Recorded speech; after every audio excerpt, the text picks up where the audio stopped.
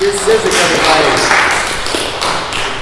Co-director and co-editor, or is it? Editor, DP, and co-director. Okay, well there you go. Thanks for staying through the whole thing. I know it's a very dense film. Even I get tired of it, so thanks for sticking it out.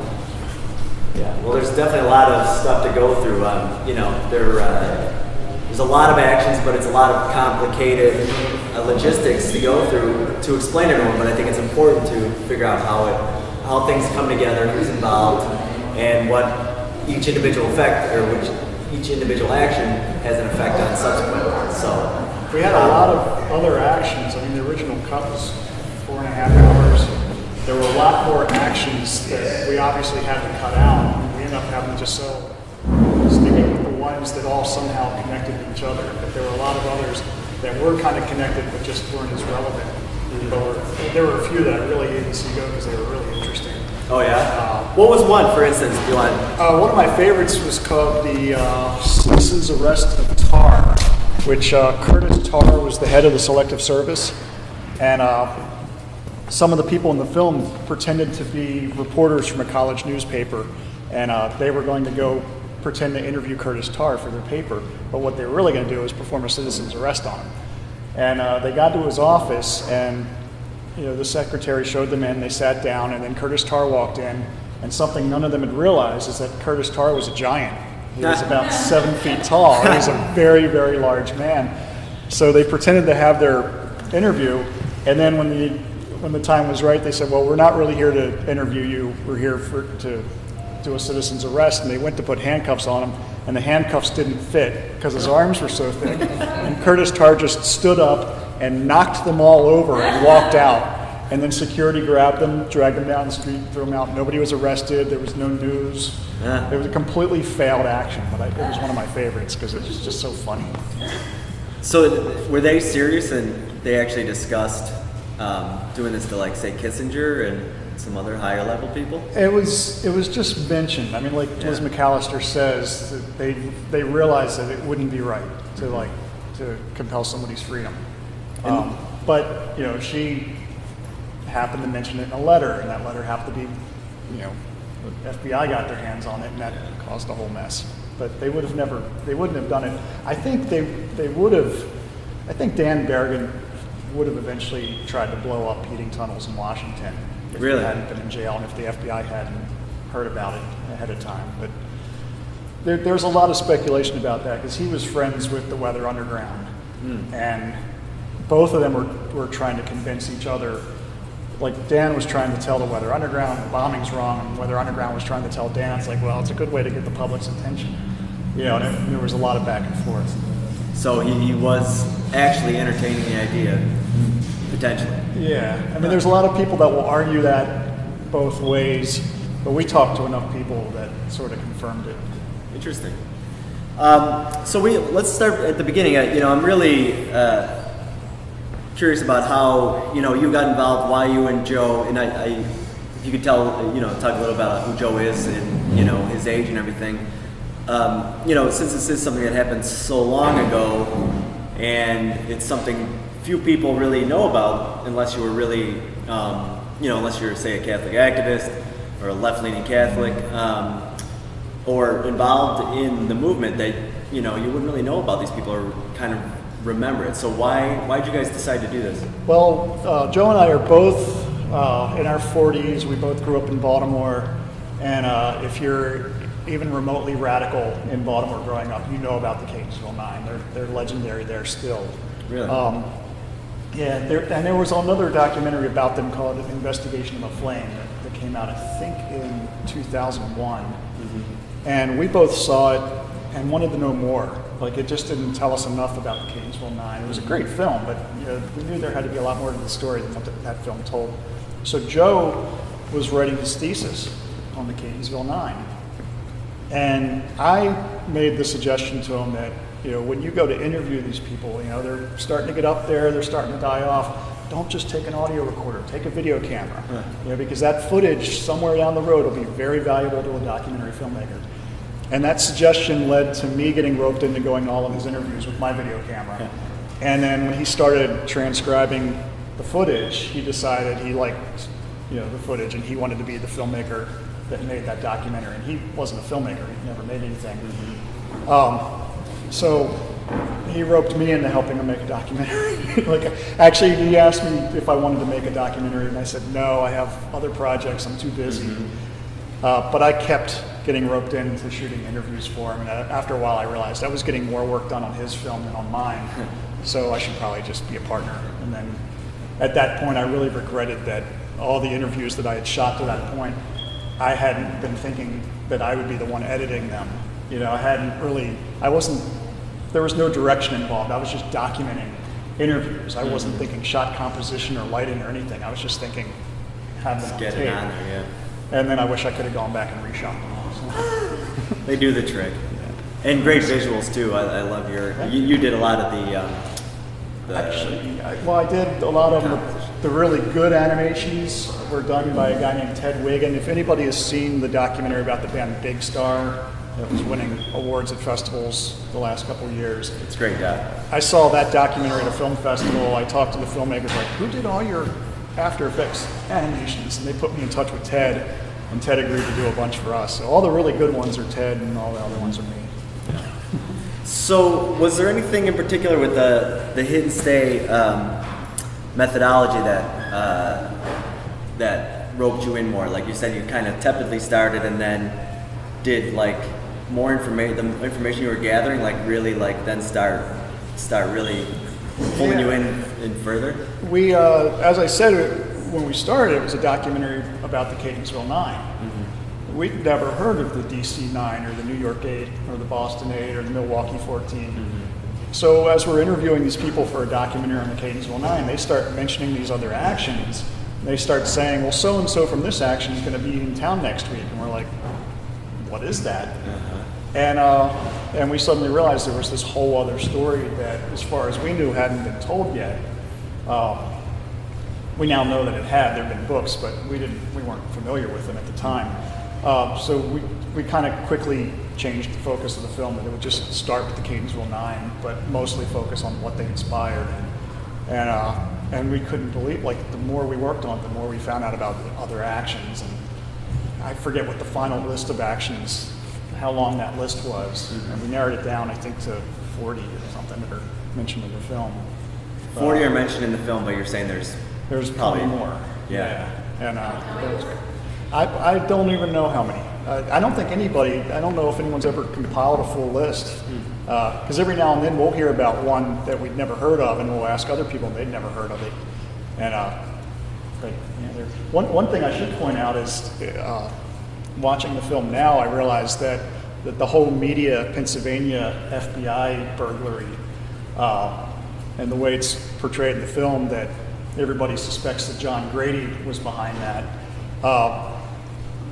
The real people who were behind it, that secret was kept for 40 some years until January. A book just came out that says who did it, and it wasn't John Grady. So everybody suspected John Grady for 40 some years, and it wasn't him. So I haven't read the book yet, but Joe read it the week it came out, and was like, wish we would have waited to finish the film. So is it everyone that got arrested, you're saying? Well, nobody got arrested. The FBI never... Oh, the media one, that one was successful where... Right. Okay. Nobody ever knew who did it. They just always suspected John Grady. And that's why they thought that the Camden 28 were going to go into the FBI office. And that's what they wanted to catch them doing. They didn't care about the draft board. They cared about the FBI office. But it wasn't John Grady. Who was it? Was anyone in the film? No. Yeah. Okay. Nobody that we interviewed. Interesting. I mean, it was... Statute of limitations though? that's what I was wondering. I mean, we encountered a lot of people who didn't want to talk about certain things, because if it was an action where nobody got caught, they didn't want to say who did it. And there was a lot of that going on. Like the East Coast conspiracy to save lives was a big action. We had one or two people from that action in the film, but they still, to this day, don't want to say who did what and who was involved. And actually, some of the people that did media were involved in some of the actions that are mentioned in the film, but there's nobody we talked to. I'd like to open up for questions. Does anyone in the audience have questions? Yeah. So when you sat down with these people, did you also talk about like present day politics with We didn't. I mean, politics would come up. Yeah. Politics and religion, which, it was interesting that we got the whole spectrum of politics and religion. The one guy, John Swinglish, that pops up in there is a Tea Party member. He was in the Camden 28, and now he's a Tea Party member. And we got to hear all kinds of stuff about how much he hates Obama. Yeah. And we were just like, we're not talking about that. Let's talk about this action.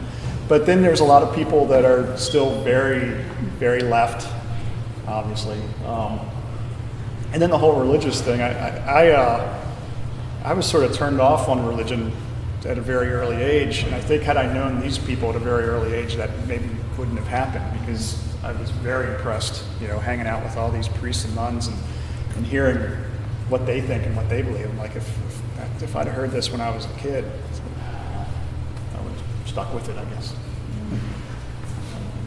Anyone else? I don't know if the question so much is I'm struck by how little is known about these people.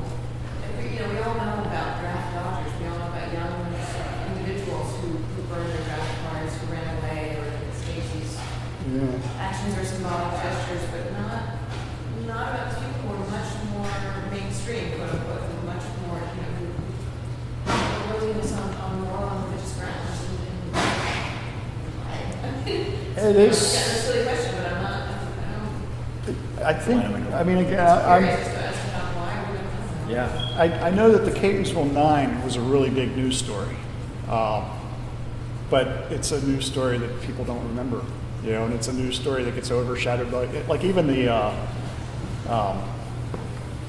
one story, I'm trying to think of what to call it, the media break-in was a big story until the Pentagon Papers came out, and I've heard of the Pentagon Papers. I never heard of the media break-in until I started working on this film. I don't really know what overshadowed the Catonsville 9, but at the time, apparently, it was a really big story that's just kind of forgotten now. It is sort of a shame because, we talked to some historians, and they sort of trace the anti-war movement back to the Catonsville 9, as that was the moment when the anti-war movement went from college-age people just protesting the draft to, suddenly there's respectable middle-aged people protesting the war. And that's what got the public's attention. And I'm like, well, yeah, that makes a lot of sense. So why aren't they more well-known? I guess historians get it, but the public doesn't see it that way. Or the public just doesn't know. Yeah, well, I think, a lot, when you're talking about Phil Berrigan, like a lot of some of the criticism was because of the media likes these figureheads, and I think the media story maybe is just more interesting to talk about crazy hippies running around and, burning bras and stuff, whereas the real thing that was, actually making progress was regular people and or people that are held in high esteem actually doing things. So maybe that's purposely subverted so that more people don't know about it. And The media definitely liked to sensationalize the priest angle, because we heard lots of complaints about that. In fact, George Mischie from the Catonsville 9, he refused to be involved in that previous film, Investigation of a Flame, because he suspected that the filmmaker was just going to tell the same story that had already been told, which is these priests did this. And he's like, he didn't want to have anything to do with it. And when he told Joe this, when he said, Joe, you're just going to tell the same story that's already been told. And Joe said, well, what's the other story? And George was like, oh, and started to tell him that the Berrigans were just two brothers in a much larger movement. Despite how much credit they get, they were just two guys, and they were not the whole movement. And Joe was like, well, tell me more about the rest of the movement. And Joe got George's trust, and George connected us to a whole lot of other people. George, even though he's in the film, reviewed the film for the Catholic Review, I think. Can't think of what the publication is, but said that this is the first time anyone's gotten the story right, which was a great thrill for us. But yeah, so there's a lot of people that didn't really like the way the Berrigans got all the attention. when you say the other side, you mean like just regular, middle class people with families and such. Is that what you mean? That may or may not have been Catholic left. You mean in regards to? Yeah, like what George was saying is like you got the Berrigans, but then you got the other You have everyone side, else. which Like the is- Catonsville Nine were 9 people, but you only Right. ever heard of the 2 You only Berrigans. heard of the The Berrigans, other yeah. 7 people, and the Catonsville Nine was George's idea. He Really? did a lot of. He came up with the idea. He did a lot of the planning, but Phil and Dan got all the credit.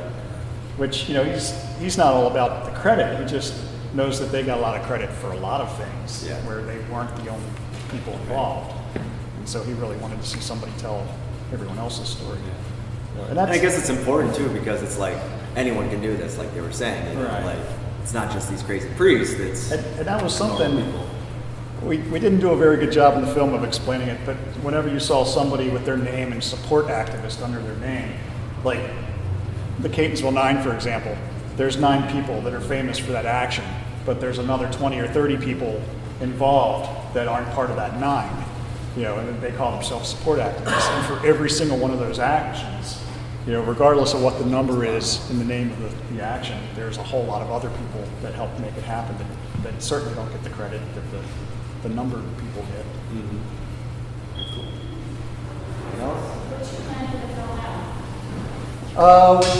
We've been on the festival circuit a little over a year now. We have a few more festivals coming up. We're actually this weekend talking to a distributor. Like the whole time I've been here, Joe has been sending me revised contracts that I've been reading, which I'm reading on my phone, and I'm just like, can I wait till I get home? What's that? Well, hopefully, the way this, if I don't want to jinx the deal by talking about it before it happens, but if it works out, it'll be released in September. So Nice. fingers crossed. This issue of the draft and these people trying to advocate for others instead of advocating for themselves, this social issue in our country, what do you think is the current social issue that people are advocating for, or ones since then that maybe you've seen happen? Do you have any comments where you can see a parallel happening? Yeah, I get asked that a lot, and I always have a hard time connecting it to the present in a good way. I mean, I know that people are still basically being drafted, but it's voluntarily. It's like Bill Ayer says, they're now being drafted by economic hardship. So people are still sort of being sent into danger for reasons they shouldn't be sent into danger. Yeah, I always have a hard time answering that. I do think that if the draft came back, I think this film would be a lot more successful. I think I'm so thankful you're all here, but it's a 1, 2, 3, 4, 5, 6, 7, 8, 9. Out of all the people that in Victoria, for this many people to show up, I'm thankful, but I really wish, it were hundreds. And if times were different now, I think it would be hundreds. Well, I think you just made a comment that I took it as anti-war, yes, but more anti-draft. So if it was more anti-war, Yeah. it would be a little bit more relevant currently. I didn't see the whole thing either, so I apologize for that. So maybe it was, but from what I saw. We've had some veterans watch it that liked it, but I'm always interested to hear what I mean. I know a lot of people in the film are veterans, but I'm never sure whether it's obvious that nobody is anti-troops. Nobody is against the troops. Right, They're against right. the war. Right. And there's some people that, in fact, Joe and I got not death threats, but death wishes as we were making this, and we got some news attention, and people posted comments on like the TV station that did a story on us, saying, wishing Joe and I death for shining a spotlight on the Catonsville Nine because the Catonsville Nine were cowards, and we're like, and that the soldiers are the real heroes, the soldiers are the real brave people. And it's like, well, the Catonsville Nine are looking out for the soldier. Like, the Catonsville Nine don't want people sent into danger. Like, I just don't get the disconnect where somebody thinks that they're bad because they were trying to protect somebody else. I mean, I agree. Soldiers are heroes. They're brave. Risking jail is brave also to try to keep somebody out of danger.